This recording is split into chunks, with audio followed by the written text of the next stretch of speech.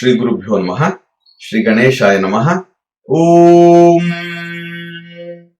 ಜಟಾಧರಸ್ತಪೋನಿಷ್ಠಃ ಶುದ್ಧ ಯೋಗೋ ಜಿತೇಂದ್ರಿಯಃ ಕೃಷ್ಣಾಜಿನಧರ ಕೃಷ್ಣಃ ತಸ್ಮೈ ಶ್ರೀ ಗುರವೇ ನಮಃ.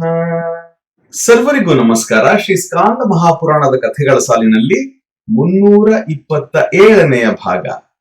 ನಳ ಮಹಾರಾಜನು ಸಹ ಅರುಣಾಚಲೇಶ್ವರನನ್ನು ಪೂಜಿಸಿ ದ್ಯೂತದಲ್ಲಿ ಪುಷ್ಕರಣಿಗೆ ಸೋತು ಕಳೆದುಕೊಂಡಿದ್ದ ರಾಜ್ಯವನ್ನು ಮರಳಿ ಪಡೆದು ಧರ್ಮದಿಂದ ನೀತಿಯಿಂದ ದೀರ್ಘಕಾಲ ರಾಜ್ಯಭಾರ ಮಾಡಿದ್ದನು.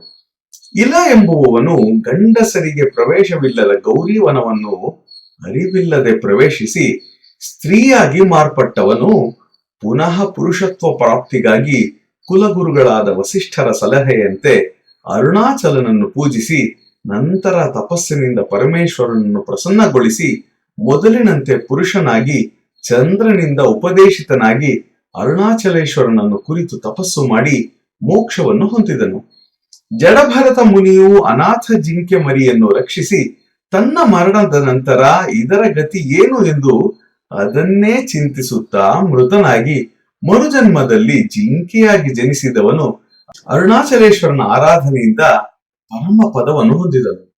ಮಹಾವಿಷ್ಣುವು ಪತ್ನಿರಹಿತನಾಗಿ ಅತ್ಯಂತ ದುಃಖದಲ್ಲಿದ್ದಾಗ ಭೃಗು ಮಹರ್ಷಿಗಳ ಉಪದೇಶದಂತೆ ಅರುಣಾಚಲನ ಉಪಾಸನೆ ಮಾಡಿ ತನ್ನ ಎಲ್ಲ ಅವತಾರಗಳಲ್ಲಿಯೂ ಮಹಾಲಕ್ಷ್ಮಿಯೇ ಪತ್ನಿಯಾಗಿರುವಂತೆ ವರವನ್ನು ಪಡೆದು ತನ್ನ ದುಃಖಗಳನ್ನು ದೂರ ಮಾಡಿಕೊಂಡನು.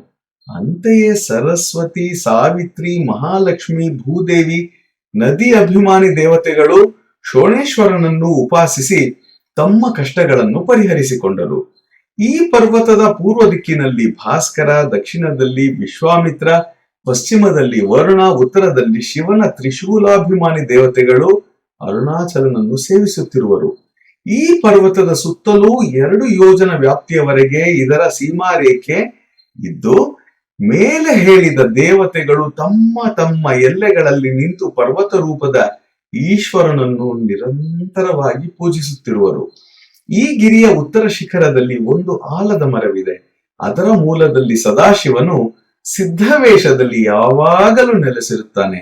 ಮರದ ನೆರಳು ಮಂಡಲಾಕಾರದಲ್ಲಿದ್ದು ಬಿಸಿಲು ಬಾರದಷ್ಟು ದಟ್ಟವಾದ ಕೊಂಬೆ, ರೆಂಬೆ, ಪರ್ಣಗಳಿಂದ ಕೂಡಿ ದೇವತೆಗಳ ವಿಶ್ರಾಂತಿ ಸ್ಥಳವಾಗಿ ಪವಿತ್ರವಾಗಿದೆ. ಈಶ್ವರನ ಸಿದ್ಧವೇಷದ ಮೂರ್ತಿಯ 8 ದಿಕ್ಕುಗಳಲ್ಲಿ ನೆಲೆಸಿರುವ ಅಷ್ಟದಿಕ್ಪಾಲಕರಿಂದ ಪೂಜಿತವಾದ 8 ಲಿಂಗಗಳು ಮಹಾಮಹಿಮೆಯನ್ನು ಹೊಂದಿವೆ. ಮಹಾದೇವನಿಂದ ಶಿವಭಕ್ತರಾದ ರಾಜರು ಮತ್ತು ಅವರ ಅನುಯಾಯಿಗಳಿಗಾಗಿ ಅನೇಕ ಬಿಡಾರಗಳು ಇಲ್ಲಿ ನಿರ್ಮಾಣಗೊಂಡಿವೆ.